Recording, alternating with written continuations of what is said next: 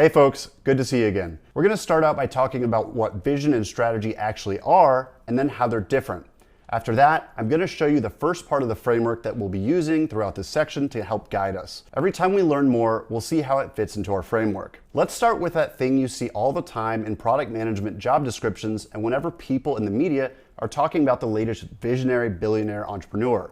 Vision. What is it? Well, if we look at a dictionary, vision is defined as a vivid mental image, especially a fanciful one of the future. All right, that's not really helpful. But what about the word visionary? The dictionary says the definition is, especially when referring to a person, a visionary is one who is thinking about or planning the future with imagination or wisdom. Did you hear that? There's a clue here.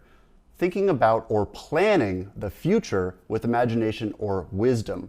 The key words that jump out to me here are planning, future, and wisdom. We could go on all day with the boring dictionary lookups, but let me get straight to the point.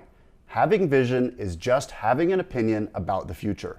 And hopefully, that opinion is an informed one. If we look at history, people that are considered visionaries are people that have had opinions about the way that the future could or should be that turned out to be right, either by pure luck or, in many cases, through direct efforts of that person. Martin Luther King Jr., the famous American civil rights activist, is considered a visionary because he spoke about a future where African Americans would be treated equally to everyone else under the law. And then he held rallies and worked his entire life to help make that a reality. On the other hand, there's cases of science fiction book authors that are considered visionaries because they had creative opinions of how the future might look, and although they didn't contribute to technological development themselves, the real future we live in today ended up being pretty close. When it comes to business, the term vision is more like our first example, where you imagine a far-reaching future that could be possible, and then you work towards making that future happen. Now, what about strategy? Well, defined simply, a strategy is exactly how you think it is when you think about a game of chess.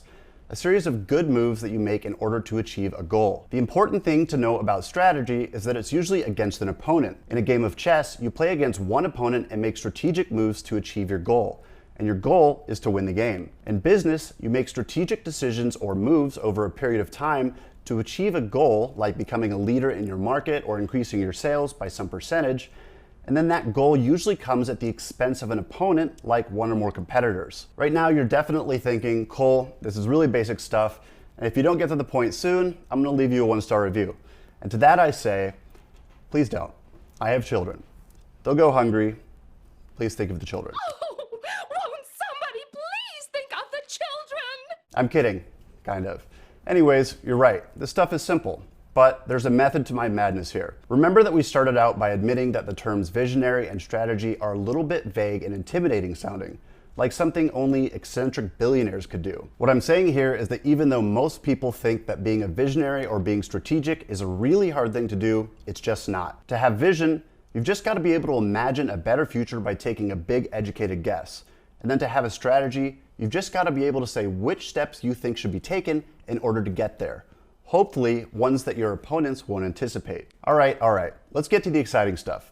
In a little bit, I'm gonna teach you how to use a framework to establish vision. Best of all, this framework is extremely easy to use because it's just a little bit extra on top of something you're already probably very familiar with as someone involved in product development. Let's show that graphic. Check this out. This will look familiar to you if you took my introduction course on product management.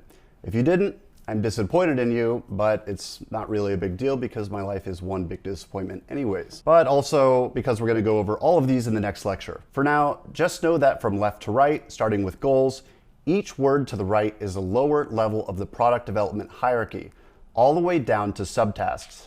This is how products are made. But there's something missing. Can you guess what it is? It's vision.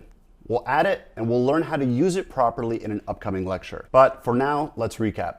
Having vision is just having an educated guess about that far future with an intent to make it that way. And strategy is just a series of steps you're going to try to make in order to accomplish that goal. That's it. Okay, folks, things get way more fun from here on out, so I'll see you in the next lecture.